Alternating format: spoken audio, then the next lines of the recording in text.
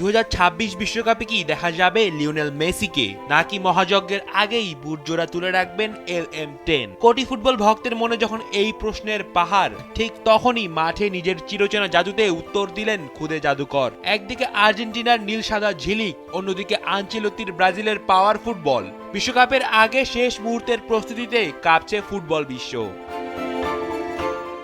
বিশ্বকাপের আগে ঘরের মাঠে শেষ প্রীতি ম্যাচ, প্রতিপক্ষ জাম্বিয়া। মৌরিতানিয়া ম্যাচে শুরুতে না থাকলেও এদিন ঘরের মাঠে প্রথম একাদশেই ছিলেন আলবিসেলেস্তেদের প্রাণ ভোমরা মেসি। মাত্র 4 মিনিটেই আলভারেজের গোলে লিড নেয় আর্জেন্টিনা। তবে দর্শকদের আসল অপেক্ষার অবসান ঘটে যখন ডি বক্সে ম্যাকঅ্যালিস্টারের সাথে দারুণ 1-2-1 পাসে প্রতিপক্ষের জাল কাপান স্বয়ং মেসি। এরপর একে একে আরো 3টি গোল পায় আকাশী নীলরা।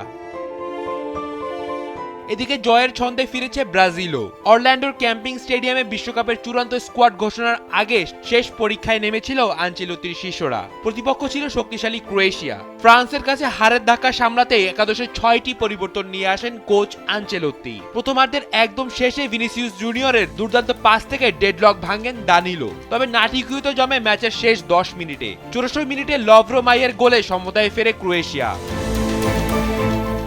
তবে 88 মিনিটে পেনাল্টি থেকে গোল করে আবারও লিড এনে দেন ইগোর থিয়াগো। আর ইনজুরি টাইমে গ্যাব্রিয়েল মার্টিনেলি জালের দেখা পেলে 3-1 ব্যবধানের রোমাঞ্চকর জয় নিশ্চিত হয় সেলেসাওদের।